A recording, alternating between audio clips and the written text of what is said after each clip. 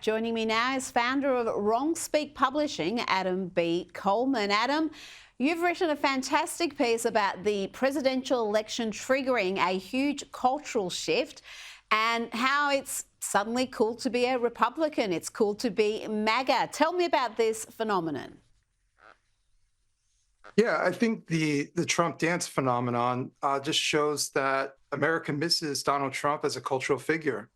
And I think much of the election win allowed for that haze to kind of disappear from the American public. And now people are realizing that he's actually very much so a character. He's a lovable person, someone Mm. that is inadvertently funny at times, but he's not this unique monster, this Hitlerian character that has been, I would say, unfairly placed on Mm. him since he decided to run for office. I think America has suffered from amnesia almost a decade now, and just forgetting who he was and how influential he was in our society, and especially in our culture.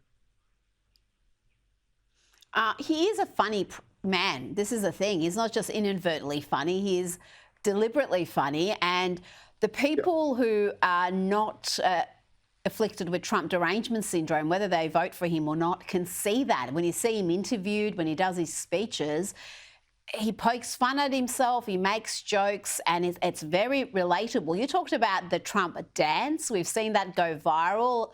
More and more sports stars are doing the dance. And you wrote that this is, for the radical left, their greatest nightmare because the spell over Americans to see Trump as a monster is fading. They now see him as someone who's humanised and returning him to that status as and I quote you here, a lovable cultural icon. What does this shift mean for America? One of the things that's really shocked me is seeing the footballers do the dance during not just college football, but in the NFL. It wasn't that long ago that we saw all that far left activism in the NFL that really upset a lot of their fan base, players taking their knee for BLM. But now they're doing the Mhm. Trump dance. If you said that a few years ago, I would have said you were crazy. Yeah, I mean, it's so interesting how quickly the culture shifts and how free people are allowed to express themselves when it comes to anything revolving around Trump. You know, you even just mentioning his name would elicit some sort of negative reaction if you said it in the wrong crowd. And I live in the Northeast, where it's a blue state, and I went to a restaurant and I saw a table filled with people wearing Trump paraphernalia, something I never saw before.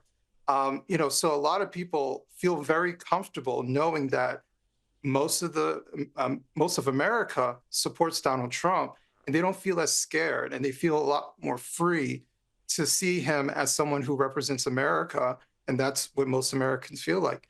He is a American icon. It's just that we've just gone through this phase over the past 8 to 10 years of forgetting that. Well, one of the lines I heard uttered by a Trump supporter was that we won the popular vote, start acting like it. So even though you won in 2016, and it was a pretty convincing victory in many ways, there was still this perception out there that we can't normalise Donald Trump. He is still this ogre figure. But it seems like, other than in that really leftist echo chamber, that's no longer the case. You have got even high-profile people coming out and pledging their support. And I heard Hulk Hogan, of all people, being interviewed this week, and he said the reason he came out and finally was public with his support was because Trump got shot and he got back up straight away, and it made Hulk Hogan, who'd been supporting him privately, feel like a coward because he wasn't brave enough to actually say it publicly. And I wonder how many other celebrities like the Sylvester Stallone and some of the country and music stars are in the same boat where they felt like cowards being supporters privately. Yeah, I would imagine that there are many. Some of them still take the risk of saying these things publicly in their industry. Unfortunately, Hollywood is heavily left-leaning. There's still ramifications if you are showing public support for any Republican, nevertheless Donald Trump. But at the end of the day, what we're seeing is America healing.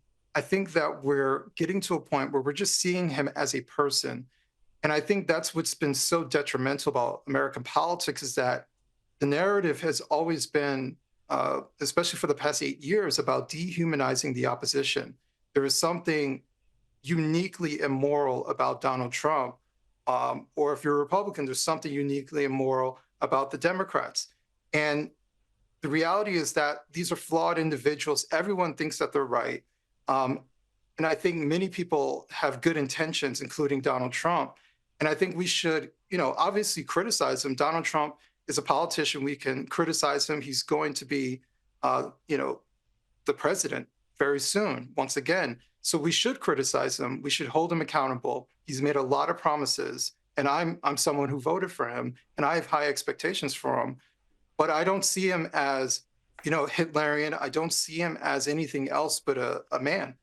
He's a man just like any other president who's been in charge of this country. And we should measure him as such, not as a monster.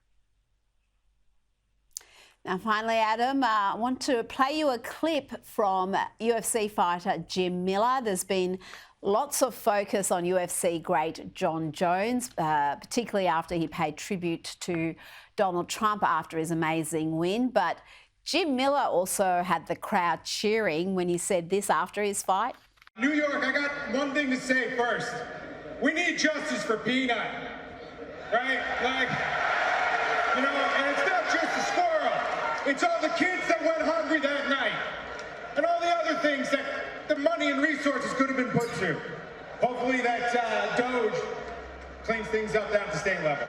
Adam, it's incredible to think that Peanut, the squirrel, and the raccoon played a role in the US presidential election. Explain to my audience what that was all about. Yeah, Peanut was basically a famous online squirrel. And honestly, I wasn't even familiar with Peanut until his killing by the New York State government. Removed from a house where, he was a rescue squirrel, raised. He was basically an indoor squirrel. And the government came in, took him, claimed that he might be dangerous, and ultimately killed him. Meanwhile, leaving, the people who owned him devastated because they loved him. Just like, I love my dog. I would be, traumatized if the government came into my house and euthanized my dog. But it was just a perfect example of government overreach. The amount of force that was used to come in there for a squirrel, different departments, judges signing off on warrants, and all these types of things. It was just utterly ridiculous. And for what reason? Nothing really came from it. And it was stemming from one single complaint. So, Peanut is just an example of government just completely overreaching. Absolutely. It was something I didn't know about Peanut or the raccoon until the government seized them and killed them. But then I saw those videos and you can see why they had such a following. The videos are beautiful. They were both hand raised, so they were pets. They weren't wild animals. And to have them killed for their own good or for someone's good was just a perfect example of what too much bureaucracy can do. Adam V. Coleman, thank you so much for your time tonight.